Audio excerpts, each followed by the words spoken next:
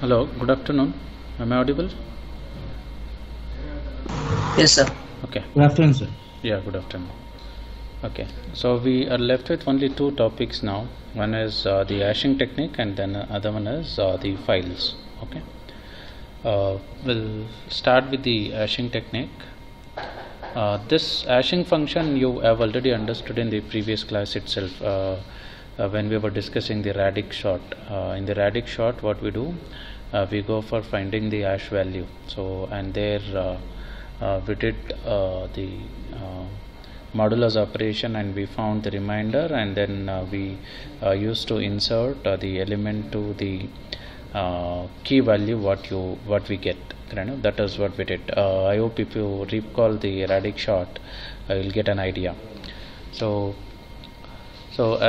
this technique, hashing, is a technique which we normally use in order to store effectively the elements in some data structure. Okay, and what is the advantage of using hashing technique is it reduces the number of comparisons required. So because here if you want to if you're storing something by using the hash function or the hashing technique, so it will be stored by using a unique key, and you can go for searching the elements by using the key. Okay, you can directly direct access as possible instead of doing the linear search from the beginning till the end. So you can go for directly accessing the value associated with the key. So hashing technique or hashing function is basically used to obtain the key, and using this key you go for storing the value, and whenever you want to access this value, so you can go for accessing it by specifying the key that is generated by the hashing function or the hashing technique. Okay, and we have two things here. One is the hash table, another one is the hash function. So generally we use the hash function to generate the key, this key. Okay, using hash function we generate the key, and in the hash table we go for storing the key and its value. Okay, now searching in the hash table is much faster than doing the normal search, because within the hash table we have all the values stored by using the key. So just if you know the key, then you can go for directly accessing the value, and you don't have to do the sequential search. I hope you got an idea. Yes, sir. Yeah. So there are two things here. One is the hash table, and then the hash function. Hash function is used for generating the keys, unique keys, and using these unique keys, so we go for storing the values inside the hash table. Okay, now hash table organization. So this is what I told, two things, hash table and hash function. So this says how the hash table is organized, and this says how the hash functions are written. Okay, now so hash table, again, it's a data structure which is used for storing and retrieving the data very quickly. Why we say very quickly? Because all the values are stored by using the key generated by using the hash function. So hence the direct access is possible without going for a sequential search. Okay, and insertion of data in the hash table is based on the key value. So the key value that is generated by the hash function. Hash function will generate the key value, and using this key value I go for storing the data inside the hash table. Okay, now say for example I have the employee record, and I want to store the employee record in the hash table. So first I generate the key. So the employee ID will work as the key. Okay, so using the employee ID, by passing this employee ID as parameter to this hash function, I go for generating the key, and this key will be along with this key I go for storing the employee record in the hash table. This is just an example. We have many more examples, and we will understand it there. Okay. Using hash key, the required piece of data can be searched. Okay, so that means if you want to look for some data inside the hash table, so you got to make use of the hash key. Using the hash key, you go for looking the data inside the hash table, and it is much more faster, and you can do this on only few or less number of comparisons without requiring more number of comparisons. Okay, and effective representation of the dictionary can be done using the hash table. So dictionary goes by what the key value pair, and there are very powerful programming constructs available in the Python programming language. So the dictionary is very beautifully written in case of the Python programming language, which uses the key value pair, but the same thing can also be done in C programming language by using something called as hash table. Okay, so now you understood the concept of hash table. Hash table is basically a data structure which can be used for storing the key value pairs. Okay, and you can also go for retrieving much faster the data from this hash table. And yeah, that is what is basically the hash table. Now the hash functions are required. So if you want to store data in the hash table, without the hash function it is not possible, because without the hash function I will not be knowing where to put the data within the hash table. Now hash functions will tell you where you can go for storing the data, okay, within the hash table. How they tell you? By generating a key. They'll generate you a key, and using that key you can go for storing the data within the hash table.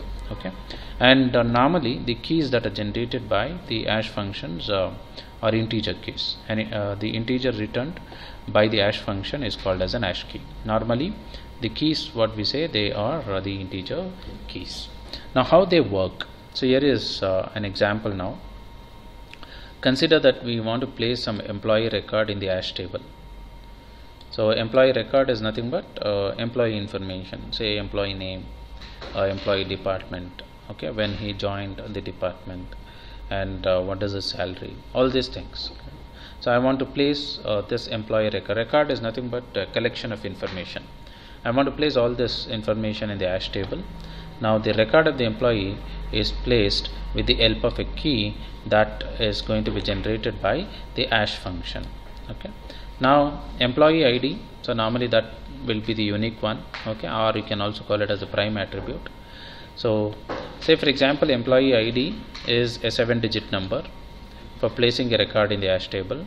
So to place the record, the key 7-digit number is converted into 3 digits by taking only the last 3 digits of the key. Say this is a 7-digit number. Now I need to convert that into an hash key. It can be converted into an hash key by, this is one example, by out of the 7-digit I have to extract only the last 3 digits. Okay, so I got to take only the last 3 digits. Now how do I take the last 3 digits? So I got to go for doing the modulus operator. This 7-digit employee ID, I have to do the modulus operation with 1000. Okay, so I have a 7-digit employee ID here.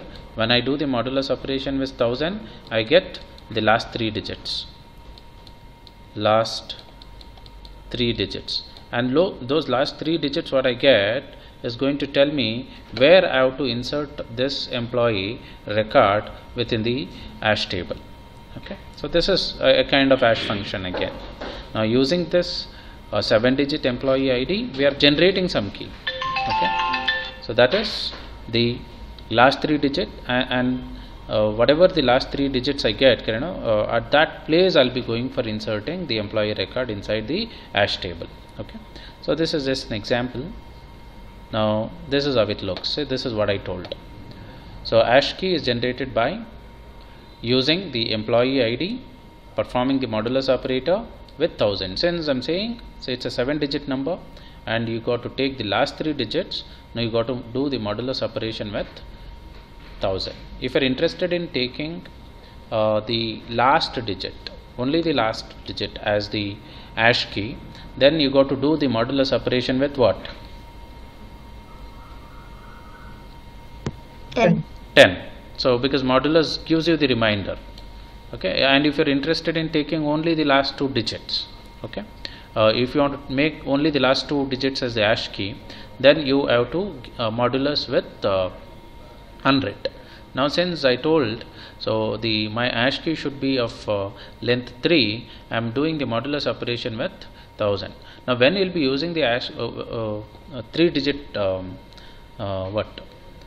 hash key value, so if I assume the number of employees are say from 1 to 99, they're less than 1000. Okay, so then I can go for rashing it by using this. Okay, 1000. So this is what this is just an example now. So you can see the employee ID. So I have this employee, okay, which is placed at 0, and this employee is placed at the index value 2. Why 2? Because when I perform the modulus operation with 1000, the last 3 digit what I get is what, 0002. That is nothing but 2. And when I do modulus operation with 1000 on this particular employee ID, what I am getting is 000, which is nothing but 0. And similarly, now when this is another employee ID, which is a 7-digit number, when I am doing a modulus operation with 1000, what I get is 396. And see, you can see this employee record is placed at 396. Okay, and similarly here, so 397, so we have it placed at 397. Hope you people are following. Hello? Yes, sir. Okay, this is the ASH table. Now this employee record, this particular employee record is stored at the ASH key value 0, and this employee record is stored at the ASH key value 2, and this employee record is stored at the ASH key value 396, because doing modulus operation with 1000 will give you 396. Okay, so like this, how many employees you can have? 999. That is what I wrote here. So 0 to 999. If the number of employees are 1000, correct, then you can go for generating the ASH key by performing the modulus operation with 1000. In case if the number of employees are more than 1000, correct, then say 10,000 employees are there, so then you go to do the modulus operation with the 10,000.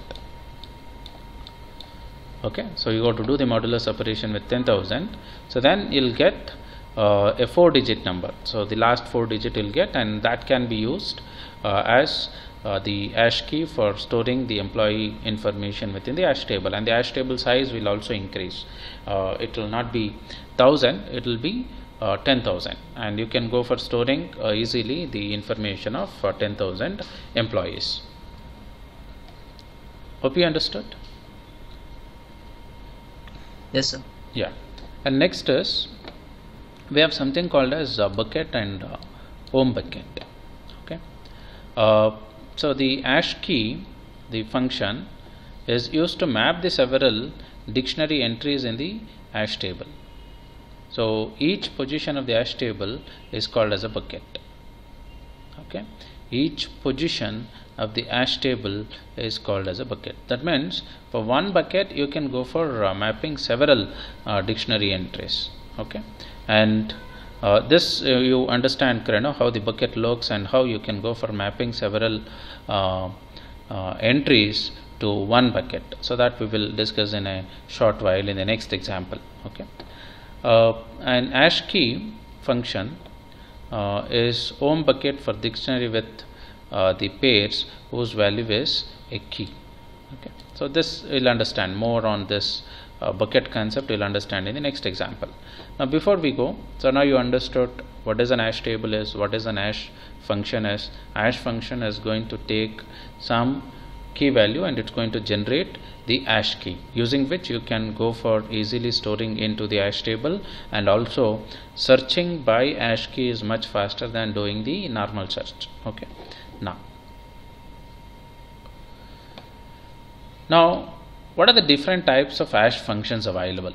Okay, there are various types of ASH functions. You can go for using there are many different types of ASH functions that are available, so which you can use in order to place a record within the ASH table. Okay, so the first method or the first type of ASH function is a division method.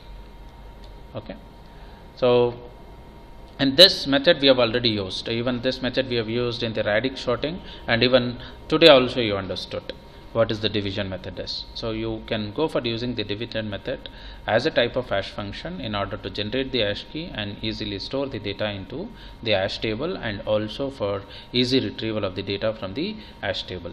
Now what this division method does, it depends on the remainder of the division.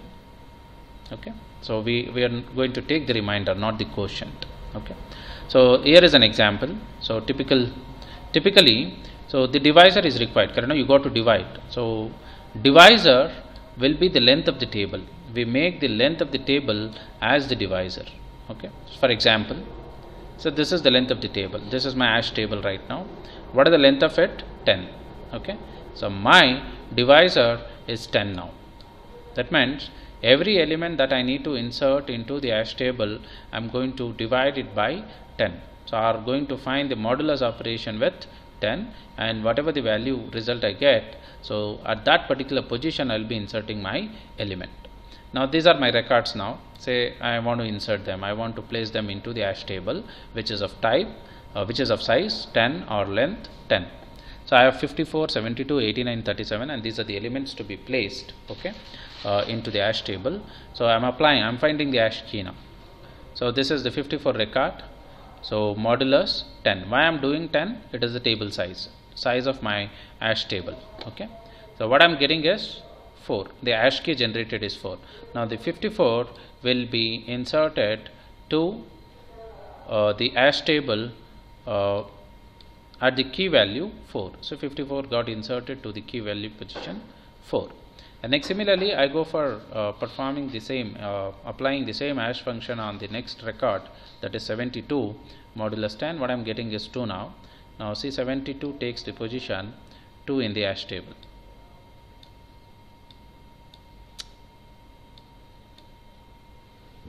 Next is 89. So again modulus. So it is taking the position 9 inside the ASH table. And then 37 is taking the position here.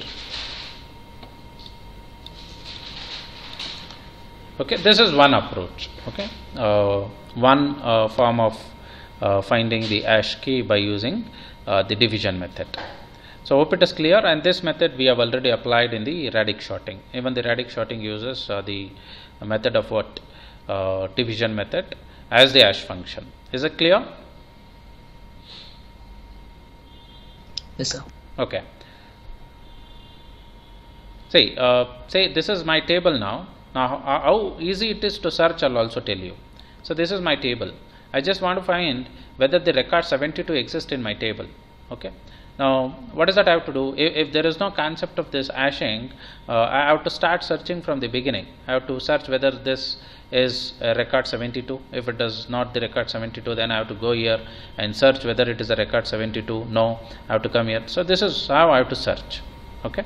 Now I know what is the record I need to search. I need to search for the record 72. Okay. I'll apply the ASH function on it. When I apply the ASH function on it, what is the result it gives? It gives me 2. Now I know for sure my record 72 is placed at what? Index 2 in the table. So instead of traversing from the beginning and looking for the record 72, I directly go to the index 2 and I'll find out that there is a record 72. Hope you understood. Is that clear? Yeah, any doubts? Now this is what the advantage of ASH technique is. So searching is easy and it is much faster. How it is faster? Like this. So I want to find the record. I just want to find where the record 54 is placed inside my ASH table. Again I take 54. So I know this is the record which I am looking for. I just perform the apply the hashing function. So and this hashing function is written by using the division method. I go for dividing it by 10. What I get is 4. So now I know for sure my record 54 is located at the index value 4 in my ASH table. I'll directly come to index value 4 and I pick the record. Is it clear? Okay. Next, the second type of ASH function is mid square. Okay. So in mid square method, so the key is squared and the mid or the middle part of the result is used as the index. Okay. Say for example, in case, so okay.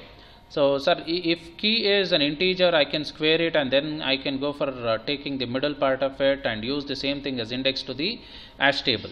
So what if the key is a string? So again, if key is a string, then you have to devise your own method where you will be converting the string into an integer. and square that integer, and again take the middle part of that squared number and use it as an index to the hash table. Okay. So if the key is an integer, it is very easy. If the key is not an integer and if it is a string, so then you got to devise your own method in order to convert a string into a kind of an integer, and then on that integer you go for performing the square operation. You'll get a number, the resultant number. Just pick the middle part of that number, and that middle part of the number will be acting as an index to your hash table. Okay, I have the example, but I have not taken the example of a string. Okay, so I have taken the example of an integer itself. Consider that. So we want to place the record. So I have a record with the number 3111. So this is some record. Say this is some employee record. I want to place this in the hash table. Now where I can go for placing this? Say I just do the square of it. So when I do 3111 square, this is what the number I am getting. Okay, this is what the number I am getting. Now after squaring, I go for choosing the middle part of the number, middle part from the squared number. Now how many digits I have to select from the middle part? So, and again that depends on the size of the hash table. Say for example you have 1000 employees, you should be going for selecting 3 numbers or the t digits from the middle of the squared number. OP people are following? Okay. Now, so since I am assuming the size of the hash table is 1000, okay, so I am choosing the 3 digits from the middle of my, see this is 783 is the middle part. So middle part. Okay. Now I take this. Now this is my hash key. Okay. Now h is an hash function. To this function I am passing 311. Now what this function is going to do, it's going to square this 311 and choose me the middle 3 digits from the resulting number. And these middle 3 numbers, they act as the index or the key for my hash table. Now this record, employee record with 3111, where it will be placed? It will be placed at the index 783 inside the hash table. And again, when you want to search for the employee record with the ID 3111 from the hash table, you take this, go for generating the hash key again. When you generate the hash key again, what you get is 783, and you know for sure this particular employee record is present at the index 783 within the hash table. Okay, so this is the second form of writing the hash function. So 2 things you understood. One is the simple method, so very basic method which we had already used it in the radix sorting technique, that is the division method. And the second method is mid-square method. Now why it is called as mid-square method? Because the record which you are interested in placing it into the hash table, we take that, if it is an integer it is easy, directly you can go for squaring it. In case if it is not an integer, you have to devise your own method in order to convert that string into an integer. Okay, and square that integer and go for choosing the middle part of that resultant number as your index to the hash table. Okay, so this is the second method. So what is the method 3? So method 3 is a multiplicative hash function. Okay, the third type of hash function is a multiplicative hash function. Okay, given a record is multiplied by some constant value. Why we call it as a multiplicative hash function? Because the given record will be multiplied by some constant value, and the formula for computing the hash key using the multiplicative hash function is something like this. So h of key is equal to floor, because why we are flooring it? Because say when the key is generated, it may be a floating point value. Say it is the key generated is 666.67. Now what is that I need to do? I need to floor it to the nearest value. Yes or no? So flooring in the sense, I have to take it to 6. If it is 666.67, I have to take it as 666. Okay, that is what floor. And this is P. Okay, P is integer constant. Okay, I will talk on this P later. And then the fractional part of key, and then into A, where A is again a real number, a constant real number. And the person who invented this type multiplicative hash function, that is Donald, okay, so he suggested to use the value of A as this. So this is the real number which you have to use as the value for the A. Okay, and if the key is this, say 107, and P is equal to 50, so this can be any constant integer what you can go for choosing. So I have taken this right now. So applied P value, I have taken it as 50. Any random integer value you can choose, and then 107 so is the record which I need to insert it into the hash table, and this is the, and A value is the constant which is defined by the Donald, who is the inventor of this particular hash function, multiplicative hash function. And when I do this, this is what I am getting, and this is floored to the nearest value, okay, 3306. And now this is going to be, so the record with 107 is going to be placed at the index value 3306 inside the hash table. Okay, at location 3306 in the hash table, the record 107 will be placed. Okay, and again when you want to look for, search for the record 107 inside the hash table, now apply the same hash function on 107. Again all you get is 3306, and you can directly go to the index 3306 inside the hash table, and you can get the record 107. Hope it is clear. Okay, thank you. Next is the fourth type of hash function is digit folding. Okay, so here what we do, we go for dividing the given record into separate parts. So the given key, say for example some employee ID is given to you and you are asked to store it into the hash table. Take the employee ID and go for dividing it into the separate parts. So using some simple operations, and these parts are combined to produce the hash key. Say for example, so this is what, say some employee record, and this is the employee ID. I want this employee ID record to be placed inside the hash table. Now what I'll do, I'll go for dividing this into the separate parts. So I'm dividing, see 1, 2, 3. So this is made as one part, and this is made as another part, and this is one more part. So 123, 654 and 12. So this ID, employee ID, is divided into three parts or three pieces, and we go for adding them together. When I add them together, what I'm getting is this 0789. So now this particular employee record will be placed at the index value 789 inside the hash table. Hope you people are following. Okay.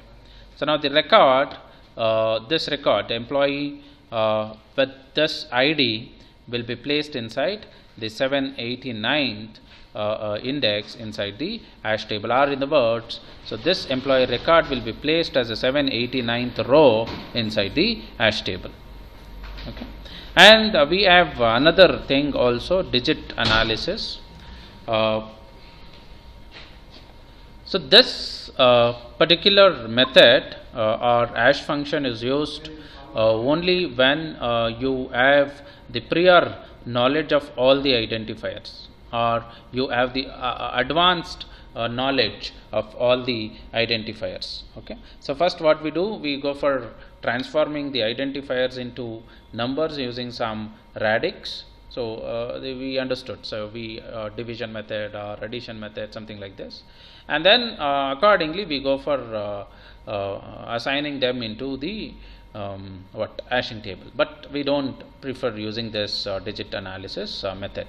So because it is not at all possible to have the prior knowledge of all the identifiers before you performing the operation. Next is, here is a review question. So these types of questions can be asked. Define what is an hash function. So hash function is a function which is used in order to generate the unique key using which the information or the data can be placed into an hash table. And what do you mean by perfect hash function? So when I say an hash function, it should always go for generating you an unique key, correct? No, because there should not be any collision. Correct. Say for example, I pass some employee record and it gives me the key, say 556. So I pass some other employee's information as argument to the same hash function, and if it generates the same 556 as the key, then there will be a collision, right? So that means it is saying place two employees record in the same index position of the hash table, which you can't do. So we have something called as a perfect hash function. So the hash function which is going to generate the unique key, and which makes sure that there is no collision. So such hash functions we call them as perfect hash functions, and we are going to discuss that in a short while quickly. Okay, so I think it's there in the next page. I'll show you. Hope you understood. Okay. Next is static and dynamic hashing. Okay. Now what is the static hashing is? So if the size of the bucket is fixed, then we say it is static hashing. So it is a bucket. What you are seeing here is a bucket. This is a bucket, or the table. Size of the hash table, if it is fixed, then we say it is a static hashing. If the size of the hash table is not fixed and if it keeps varying, if the size of the hash table can dynamically increase or dynamically shrink, then we say it is a dynamic hashing. Now first we'll try to understand the static hashing. Okay. So static hashing is a technique in which the resultant bucket size remains the same. Okay. So this will not be any, there will not be any change in the bucket address. So the various techniques for static hashing are linear probing and chaining. Okay. So and you have the last lab program based on this. Okay. Linear probing technique.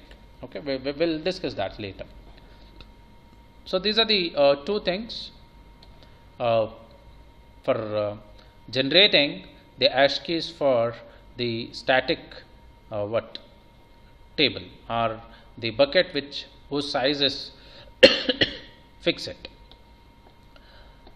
So as the number of buckets are fixed, this type of hashing cannot handle the overflow of elements. Okay. So this is basically the drawback of the static hashing. Okay. Now all these things we'll try to understand with an example. So whatever I told you now, it can be excuse me. All these things can be easily understood with an example. So I have the example now. So consider the hash function h of 10. So that means how many elements you can insert to this? So 10 elements can be inserted. So these are the examples what we are considering to be inserted into the hash table.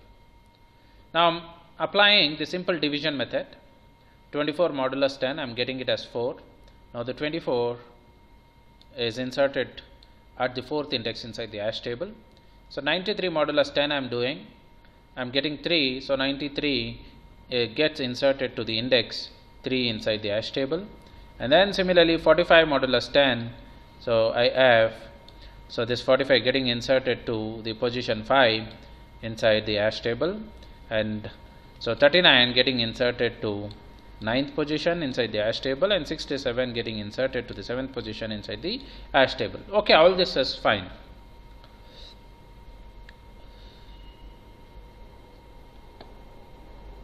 Okay, so now like this, I can go for inserting how many elements? Maximum 10 elements to this hash table, not more than that. This is what is static hashing. Okay, next. So dynamic hashing.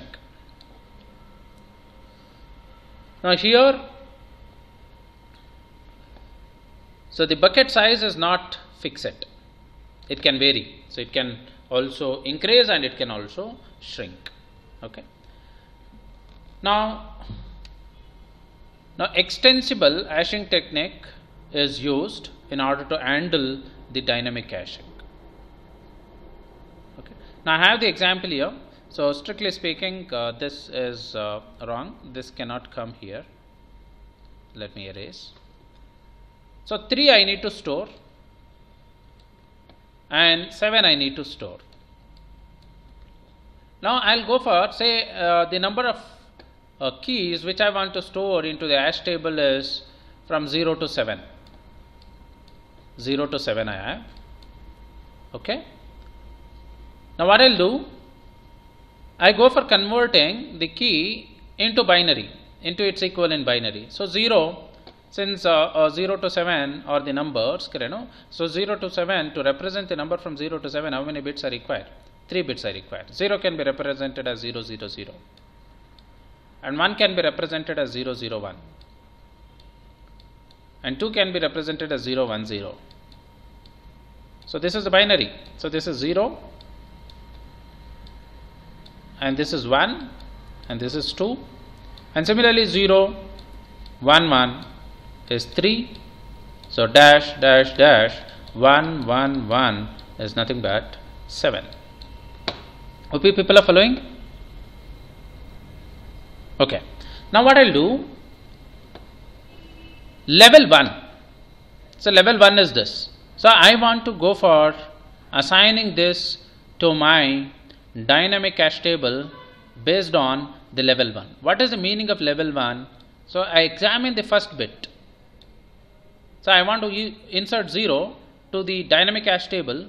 Now I convert it into a binary form. I get 0, 0, 0, and then I go for examining this least significant bit at level 1. So I'm getting it as 0. Okay. I go for inserting it into a bucket which has the 0 as the index. Understood? Yes or no? So 0, 0, 0 comes to here. So there is a mistake here. This I have erased. Next, say I want to insert 1. I convert that into binary. 0, 0, 1 it is. I examine the least significant bit. How much it is? 1. Okay, 1. Now where it should go? It cannot go to the bucket which is tagged with the 0. It should go to the bucket which is tagged with the 1. So 0, 0, 0, 1. Next I take 0, 1, 0, 2. 2 I want to insert. Now which bucket it should go? This bucket or this bucket? 0, 1, 0. Correct? So since the least significant bit is 0, and it comes to this 0, 1, 0, you can see here. And similarly I want to insert 7. So least significant bit is 1. It is assigned to this bucket. It goes like this. Hope people are following? Okay. And here also the same mistake is propagated. So remove this. Next. Here it is correct. Okay. So level 1. Okay. So if the least significant bit is 0, they take this bucket. If the least significant bit is 1, they take this bucket. Okay. Now here we have say for example, so I have considered 1, 4, 5, 7, 8. I want to insert them. So assume that each page can hold 2 entries. Okay. The depth is 2. So insert 1 and 4. So when I take 1, its binary representation is this 0, 0, 0, 1. And when I take 4, its binary representation is 1, 0, 0. So we have 1 assigned to this particular bucket and 4 assigned to this particular bucket. Okay. And see, based on the last bit, the data is inserted. So this is what we are observing. Say 5 I want to insert again. So which bucket it goes? It comes to this bucket. Following? Okay. Now when I want to search again, say for example, I have 2 buckets right now. Now I want to find where the data with the ID 5 is present, in which bucket it is present. So again I'll go for converting this into binary and I'll look for the least significant bit. When I look for the least significant bit, it is 1. So and I know for sure that this particular employee data or any data is present inside the bucket 1, I come to the bucket 1 and I search inside that. Okay. Next, I want to insert 7. Now again, this is the binary value. Since I am getting it as 1, the 7 should get inserted here. Okay. Now here what I am doing is, so it is by considering 2 levels. So here, so I am considering 2 levels here. See, so 7 I am converting it into binary. So doing the insertion by 2 levels. 2 levels in the sense I have to consider last 2 bits.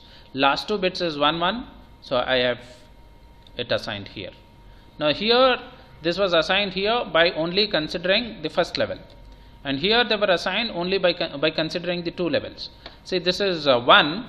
So 2 levels I am considering 0 1 0 1, and then again this is 0 1 inserted here. Next in this case 8, okay, 0 0, 2 levels I am considering. Okay, so I am inserting by considering level 1 here, so it is inserted to this. Next I want to insert 10. 10 in binary is what? 1 0 1 0. Now level 2 I consider, so 2 levels. Now it goes to this. So because 1 0. So all the keys which get the binary value as 1 0, okay, so they take the bucket 1 0 if you are doing based on the level 2. Okay, this is about the dynamic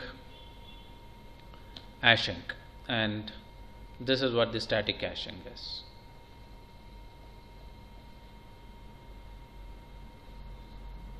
Next is concept of collision. Okay, so collision can happen. That means if the hash function generates the same key for multiple records, then it leads to collision. Okay, so the definition is here. The situation in which the hash function returns the same hash key for more than one record is called as collision. If the hash function is giving you the same key value for more than one record, then we say it is a collision.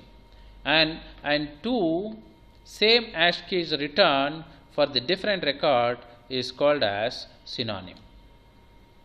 Okay, the 2 same hash keys which are returned for the 2 different records. Records are different, but what hash function is giving you the same key for both the records, then we say it is a synonym. Okay, so I hope you understood the collision and synonym. For you to say an hash function is a perfect hash function, it should not lead to collision. It should not lead to any collision. Okay, now, so we have the example now here. So just say consider the hash function. So what hash function we are using? Record key modulus 10. Simple division method we are using as the hash function, and the hash table size is also fixed 10. Okay, and these are my record keys to be placed. So these are the records which I need to place inside the hash table. Now I take 131, I perform the modulus operation with 10. The result what I get is 1, and you can see 131 has taken the position 1 inside the hash table, and similarly 44 has taken this, and 43 has taken this position, and 78 has taken this position, 19 has taken this position, because after hash value performing the hash function what you get is the 9, and it is inserted here. So 36 here, 57 here, 77 where? Okay, 77 I am keeping it pending. Okay, now so 77 is not yet inserted. Now if you try to place 77 in the hash table, and when I try to obtain the hash key for the 77, so what key I get? 7 I get, and at index 7 already the record key 57 is placed. Index 7, if you observe, the record key 57 is already placed there, and this situation is called as a collision. Now what this hash function is saying, take the 77 record and place it inside the 7th row of the hash table, but 7th row there is already 57th record stored, and this is a situation is a collision. Now what is that I need to do in order to deal with this type of situation. Now this hash function which I'm using, it is not a perfect hash function because it is not giving me the unique keys, and it is giving me the same key for the two different records, that is 57 and 77, and this is a collision. So from the index 7, if you look for the next vacant position, okay, index 7 is filled, so let me go for placing this 77 in the next position at least. So if not possible at the index 7, so can I go for placing it at the index 8? That is also not possible because index 8 is also filled and we have the record 78 present there. Okay, so not at all possible.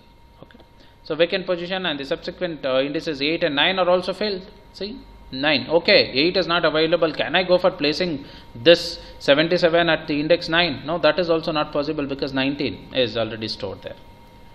So then there is no room to place 77 because when I start scanning, so I have already reached the end of the table, even though there are two empty positions here, I am not able to place them. And this situation is called as what? Overflow. Yes, mute.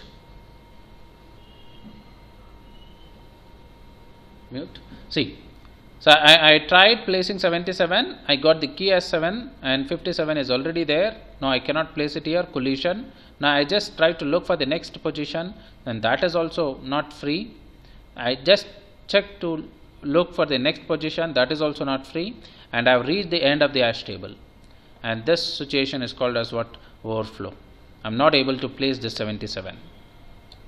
Now characteristics of a good hashing function. So first thing, it must be very simple to compute, and second thing is number of collisions should be less while placing the record in the hash table. Ideally no collision should occur, but strictly speaking this is not at all possible. You cannot go for avoiding the collisions. So and if such function exists, then we call it as a perfect hash function. Okay, if you have an hash function so which will never lead to collision and never lead to overflow, such hash functions we call them as the perfect hash functions. But strictly speaking, so the hash function somewhere or someplace they will generate a key which collides, and sometimes it also goes for overflow. But there are solutions to deal with such things. What are those solutions? We'll discuss. So the hash function should produce such keys which will get distributed uniformly over an array. In case of it's a dynamic hash table, so the hash key that is generated, it should go for uniformly distributing. See, we have so many buckets here, correct? So it's not like only one bucket is overloaded all the time, or two bucket is overloaded all the time. So the hash function should go for uniformly distributing the records across the multiple buckets.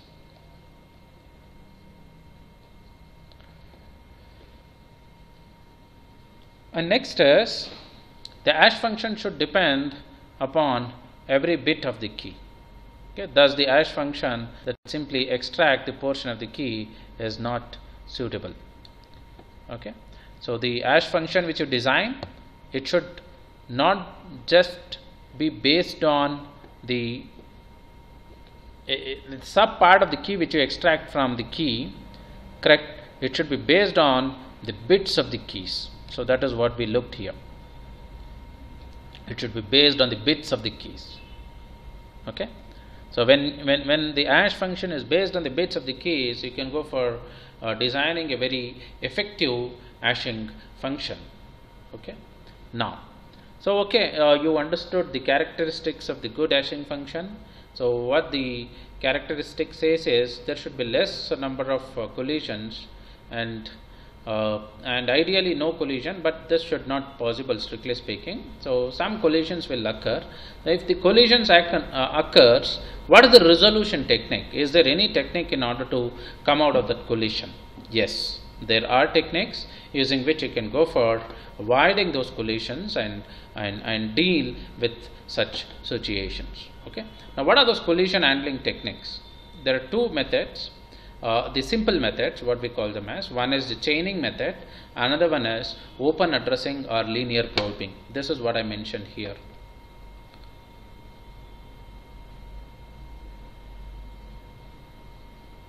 I don't know. I think I mentioned it. So because the lab program which you discussed, the last lab program, it is based on this open addressing or linear probing. So whenever there is a collision, you can go for resolving that collision either by using the chaining technique or open addressing or linear probing technique. But your lab program is based on the linear probing technique.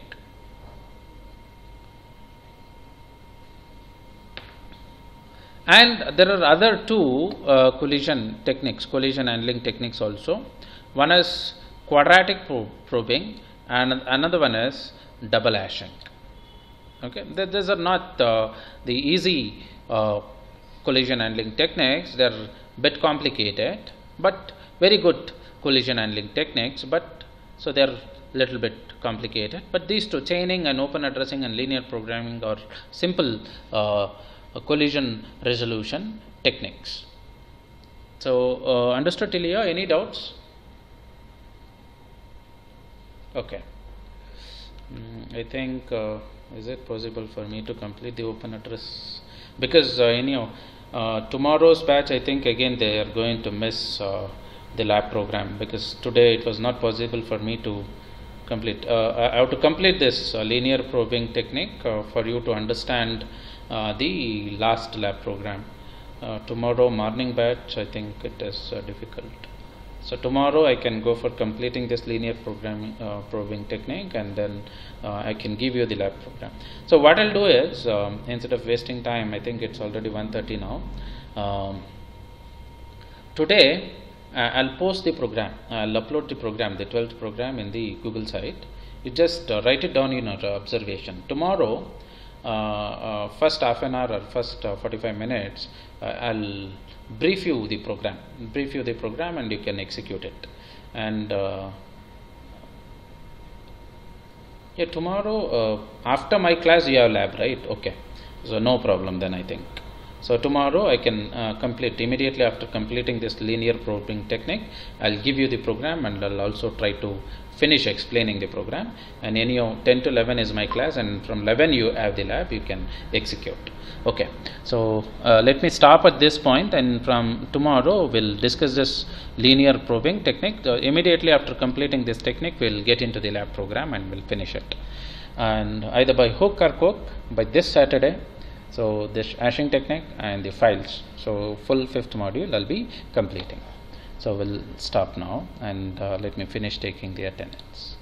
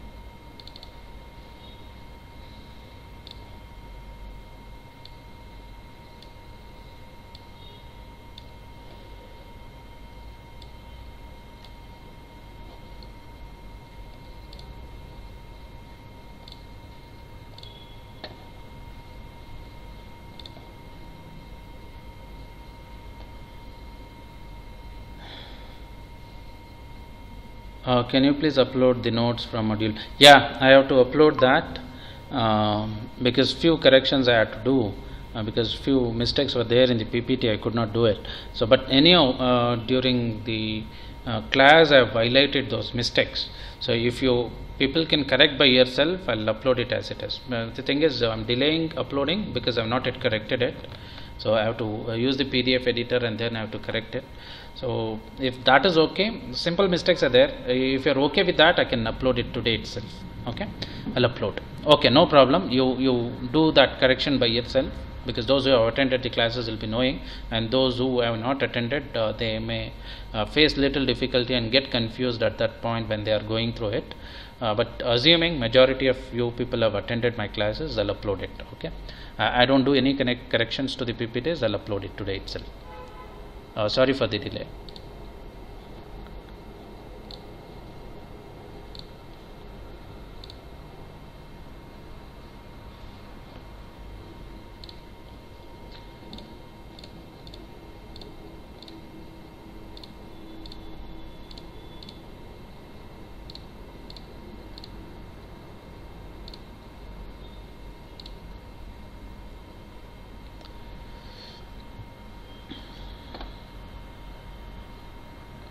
So 21 is the date. Okay.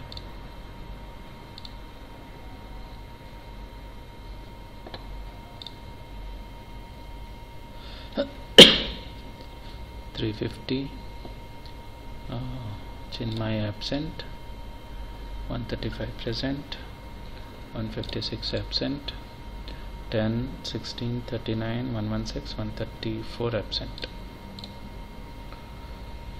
And then 135 also absent. 36. Okay. 36. 37 is absent. 38, 40, 41, 42 absent. 42, 43, 44, 45, 46, 47, 48.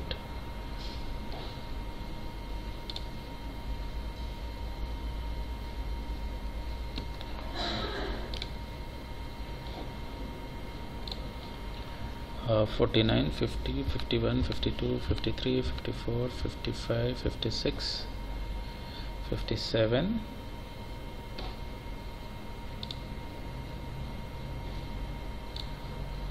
58, 59, 60, 62, 63 absent,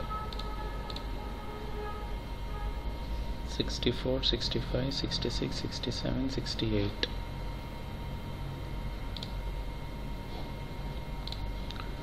68 till 68. 69 is absent. 70 also absent. 71, 72, 74 absent. 75, 76, 77, 78, 79, 80. Okay.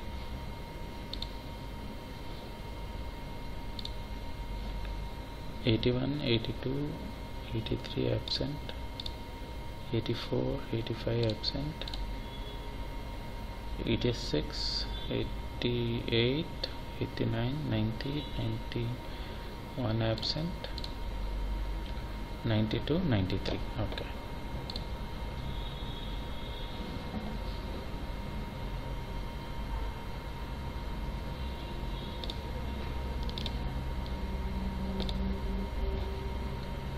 Okay. Thank you all.